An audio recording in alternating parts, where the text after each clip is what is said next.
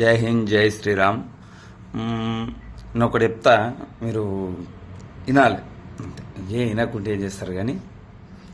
అయితే చాలామంది హిందువులు మతం మారుతారు. మతం మారడానికి గల కారణం ఏంటిదంటే, ఈ 60 ఏండ్ల పాలించిన వాళ్ళు ఎవరైతున్నారో వాళ్ళు మన హిందువుల గురించి బ్యాడ్గా చెప్పడం వల్ల అది ఈ ధర్మంలో. ఎందుకంటే హిందువులందరూ ఒక్క దగ్గర కలిసి ఉంటే వాళ్ళు మనల్ని ఏం చేయలేరు. అట్లా మనం ఒక్క దగ్గర కలిసి ఉండకూడదంటే ఏం చేయాలి?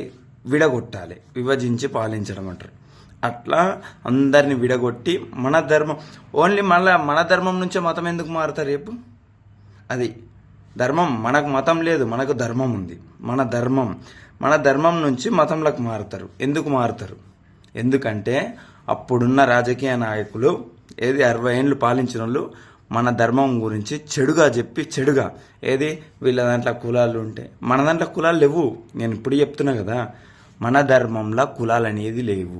కులాలు ఎందుకు వచ్చే? కులాలు మనం దేని గురించి చూస్తాం? వృత్తిని బట్టి కులాలు చూస్తాం. మనము కులం నీది, ఆ కులం, ఈ కులం, మనం కులాల గురించి కొట్లాడిన రోజు మన ధర్మాన్ని మనం కించపరుచుకున్నట్టే అవుతుంది. మన ధర్మంలో ఎక్కడ లేదు కులాలు అనేది. అర్థమైందా? ఓన్లీ మనం కులాలు అనేది మన వృత్తిని బట్టి మాత్రమే చూసుకోవాలి అంతే. ఈ వృత్తి ఎత్తునమా ఈ కులం అని, అంతేగాని లేదు కులాలు ఉన్నాయి వాళ్ళు అట్లే చెప్పారు కదా అప్పుడు పాలించిన వాళ్ళు, ఈ కులం వాళ్ళు గిళ్ళకు గుళ్ళలకు రావద్దని. అట్లా చేయడం వల్ల హిందువులందరూ మతం మారుతారు. అంతే తప్పించి అంతకు మించి